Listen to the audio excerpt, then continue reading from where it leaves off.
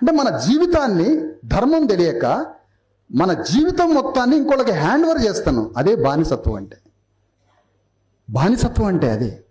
నేను బానిసత్వంతో బతకడానికి వీల్లేదు, ఎటువంటి పరిస్థితిలో బతకడానికి వీల్లేదు. ధర్మం తెలిసినవాడు బానిసత్వంతో బ్రతకడు. ఎందుకంటే తన శిరస్సు మీద వాక్యమే యజమాని అయింది కాబట్టి. మన శరీరం మీద యజమాని మటన్ ఇచ్చి రావాల్సిందే ఈరోజు. ఇప్పుడు యజమాని ఇదే కూర్చున్నది,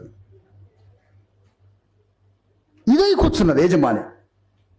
అంటే నేనేమంటున్నానంటే మన మీద యజమాని ఎవరు అసలు?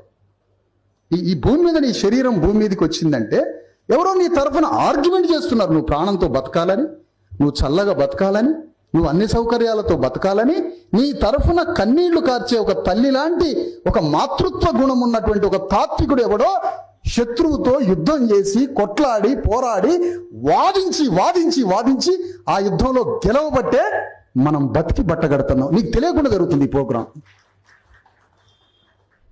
ఆ తాత్వికుడు నీకు లెగసీ కాదా? నీ ప్రోగ్రాం ఏంటి అసలు భూమి మీద? అందుకనే పోనీ ఈ విషయాలు ఇక్కడ ఇన్స్పిరేషన్గా అనిపించినాయి అనుకుందాం. ఇక్కడి నుంచి బయటికి పోగానే